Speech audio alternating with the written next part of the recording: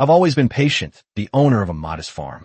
I like the tranquility of country life, the smell of wet soil, and the satisfaction of harvesting what I had planted with my own hands. But some people confuse patience with weakness, and this woman, this creature called Trisha, oh, she underestimated the wrong man. The neighbor was the kind of person who thought the world revolved around her. Ever since she moved in next door with her teenage daughter Zoe, she seemed determined to test my limits. First there were the complaints about the smell of manure. Then came the indignation at the sound of the tractor at 6 o'clock in the morning. But the pinnacle of audacity was when she started stealing from my vegetable garden. At first I thought it was all in my head. A lettuce or two went missing. A few tomatoes disappeared. Nothing too alarming. But as the days went by, the thefts became more brazen. Whole rows of carrots uprooted. Entire rocket stalks decimated. It wasn't a hungry rabbit or a plague. It was human. And worse, it was her. What Trisha didn't know was that my son Jackson had just returned home. After 5 years of barely speaking, he'd come back to the farm, needing a place to stay after his tech startup collapsed. Our relationship was tense at best. He'd always thought I was too hard-headed, too stuck in my ways. It's just a few vegetables, Dad. He told me after I mentioned the thefts. Is this really worth getting worked up about? My own son, taking a stranger's side over mine. I made a point of waking up earlier than usual to catch her in the act, and guess what? I didn't have to wait long. On the very first attempt, there was a distinguished lady sneaking around my flower beds like a skunk in high heels. The sun hadn't even risen, and she was already there, armed with a straw basket and the shiniest face I'd ever seen. I stayed hidden, watching. She picked the vegetables with annoying calm, as if she were shopping in a grocery store. She even stopped to analyze the best tomatoes, as if she was paying for them. The height of impudence came when, after filling her basket, she stopped to take a selfie with a bundle of spinach. I could have come out of hiding right then and there. I could have screamed, called the police, made a fuss. But where's the fun in that? No. I wanted this woman to learn a lesson. Not just about private property, but about messing with the wrong man. That's when the idea came to me. Something fiery, overwhelming, a worthy punishment for a garden thief. You know what's interesting? Jackson said that evening as we sat on the porch. I went to school with Trisha's daughter Zoe. She mentioned her mom's hosting some huge dinner for the hospital board next week. Apparently Trisha's trying to land this fundraising coordinator job.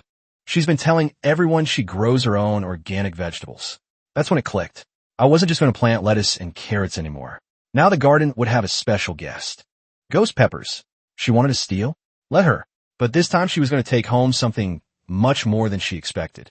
What are you smiling about? Jackson asked, eyeing me suspiciously. Nothing, I replied, but he knew me too well. Dad, whatever you're planning, just let it go. We don't need neighborhood drama. The funniest thing about slackers is that they never imagine it will go wrong.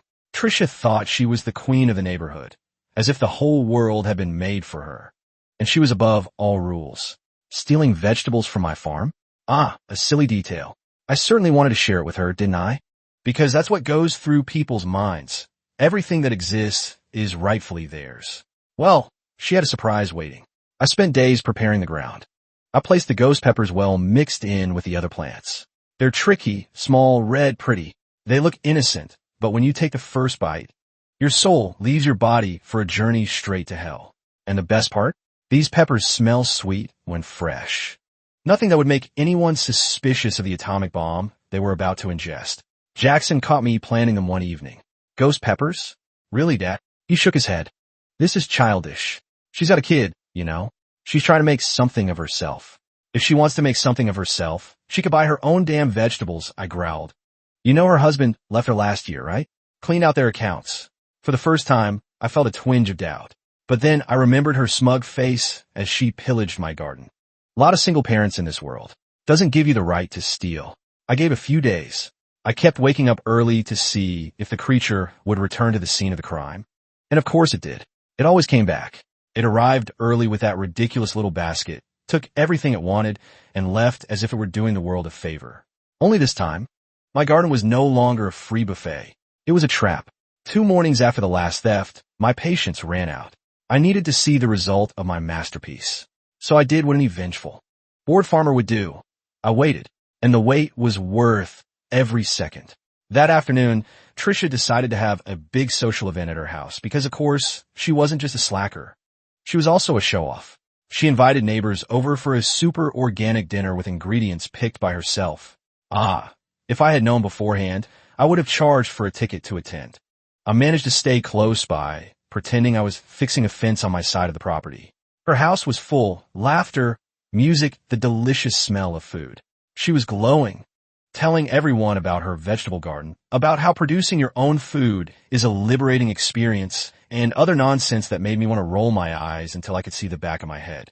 To my surprise, Jackson was there too, invited by Zoe apparently. He shot me a warning look from across the yard. I pretended not to notice, but it stung. My own son, breaking bread with the enemy.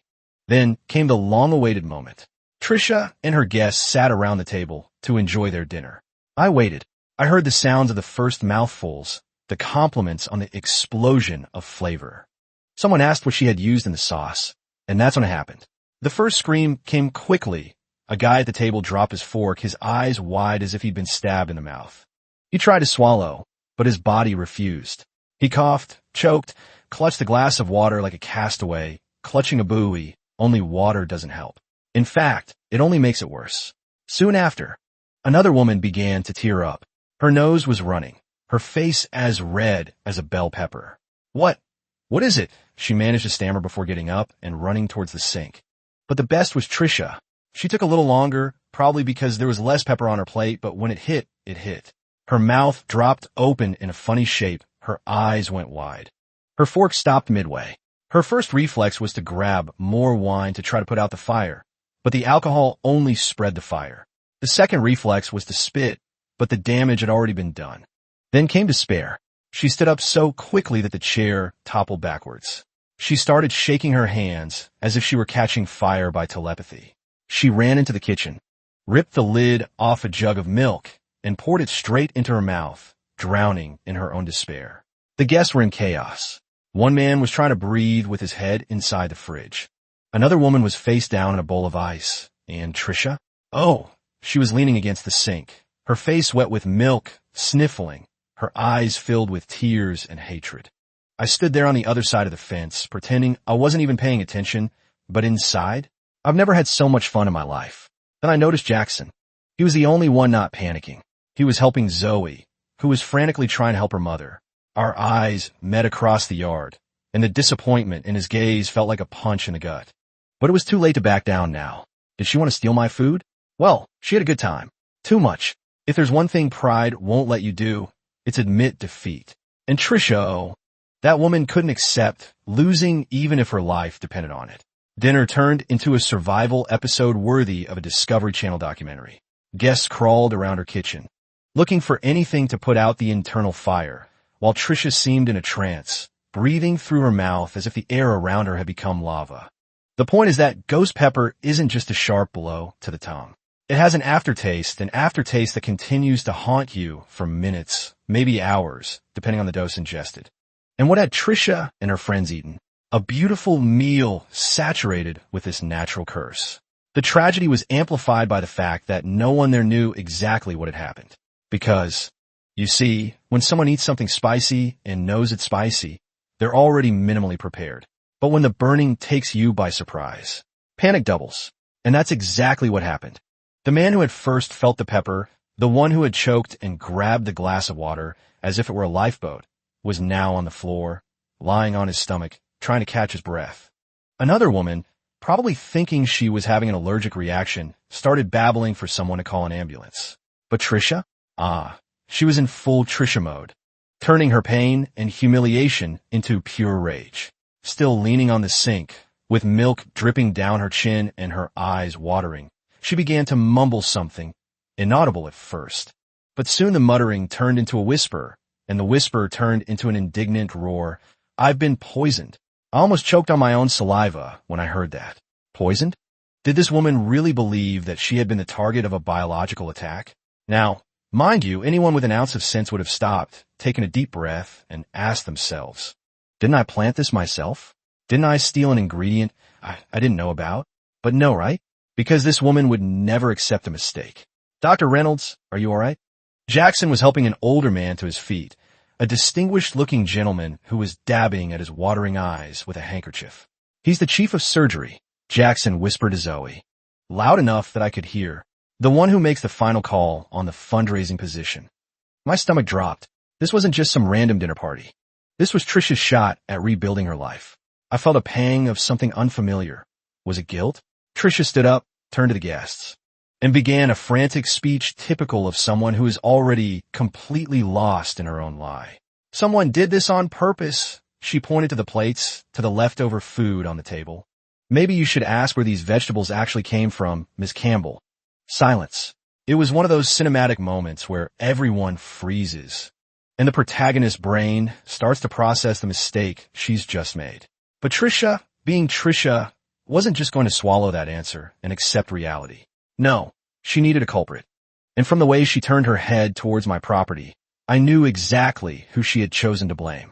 Him. The crazed neighbor shot through the kitchen door, across the lawn, and straight to my fence. You. She pointed a trembling finger in my direction. Fortunately, I had expected this. This time I didn't hide. I wanted to see her up close. I wanted to taste her fury in the same way she had tasted my peppers. Good evening, Trisha, I said, leaning my arms on the fence as if I was about to have a nice chat. How was dinner? The woman snorted, her face red, not only from anger, but also from the internal combustion that was still punishing her. You tampered with the vegetables. You did on purpose. What do you mean? I put on the best innocent face I could manage. I just grew my own vegetables like I always do. Don't you always say that you harvest your own food? Her expression twitched, because at that moment she realized how much trouble she was in. If she admitted that she took the vegetables from my garden, she'd be confessing that she'd been stealing from me all along. But if she insisted on the lie that it was all her own produce, she'd have to admit that she planted the peppers herself. Trisha stood there motionless, snorting and trying to find a way out of her own stupidity. I, on the other hand, wasn't going to make it easy. Look, Trisha, I continued, crossing my arms. You can choose either of these scenarios. Either you're a garden thief and you got into this on your own, or you're a lousy farmer who doesn't know the difference between lettuce and the devil's pepper. Which do you prefer? If her eyes could shoot lasers, I'd be charred to a crisp right now. But she didn't answer.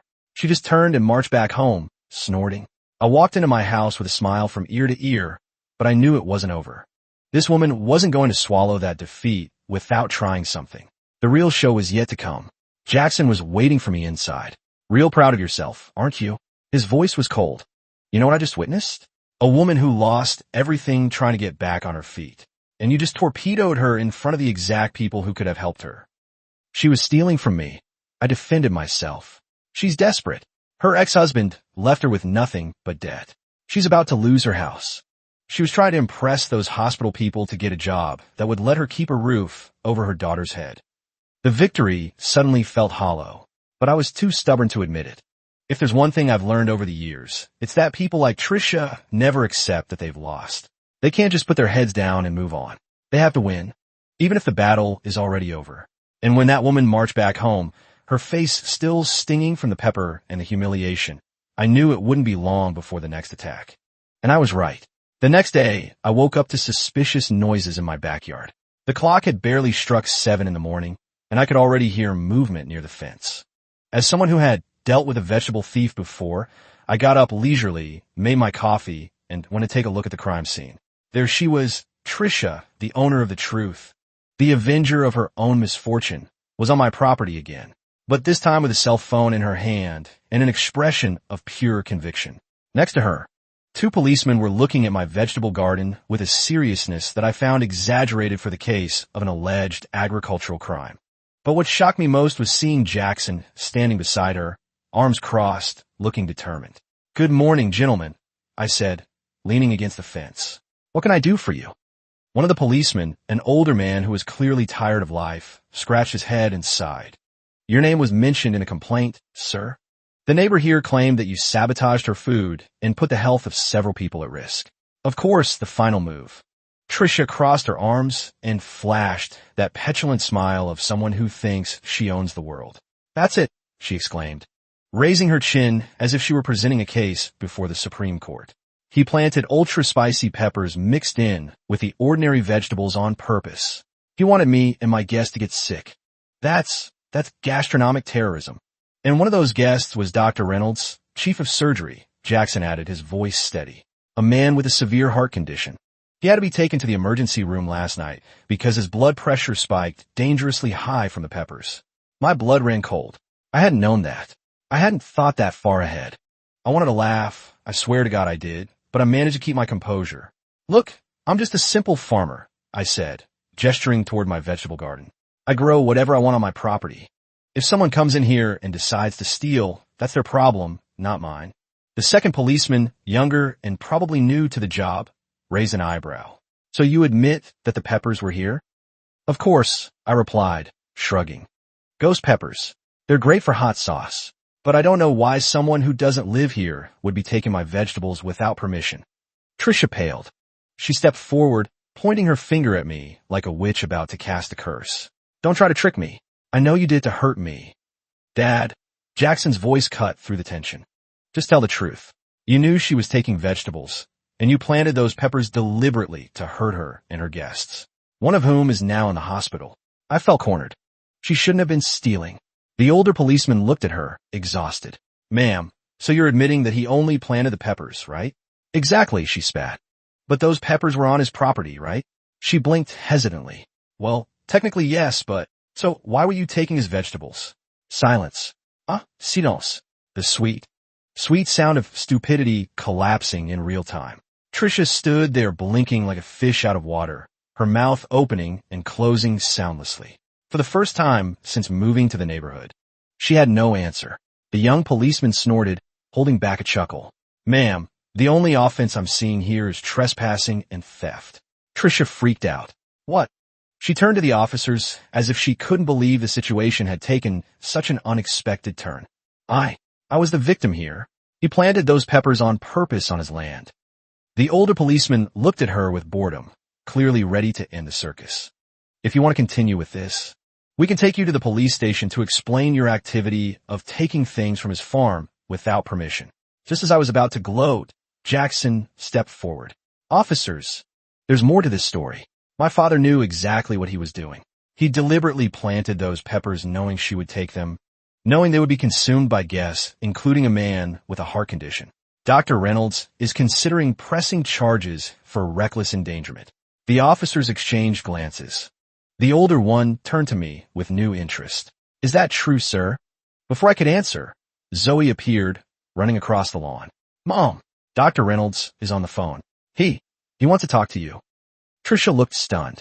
She took the phone, her hand trembling. Hello, Dr. Reynolds, I am so sorry about... She stopped listening. Her expression changed from fear to disbelief, to... Was that relief? Yes, I understand. Thank you. Thank you so much. She hung up looking dazed. He's offering me the position. He said anyone who can make a sauce that memorable deserve a chance to plan their fundraising events. Now it was my turn to be speechless. Jackson broke into a grin. I might have talked to him last night at the hospital. Explained the situation. Turns out he's quite the hot sauce enthusiast himself. Said it was the most excitement he'd had at a dinner party in years. Tricia's expression was one of pure confusion. She looked from Jackson to me and back again, unable to process this turn of events. The officers, clearly done with this neighborhood drama, tipped their hats. Since no one wants to press charges, we'll be on our way. Mom, stay off this man's property. Sir, maybe grow some less lethal vegetables. As they walked away, Tricia stood there, her arms hanging at her sides, defeat and victory mixing in her expression. I still got the job. Congratulations, I said dryly. But I shouldn't have taken your vegetables. I was desperate and too proud to ask for help. For the first time since I'd known her. She looked genuinely humbled. Jackson stepped between us. Dad, Tricia has agreed to pay you for all the vegetables she took. And maybe she could use some gardening tips for starting her own plot.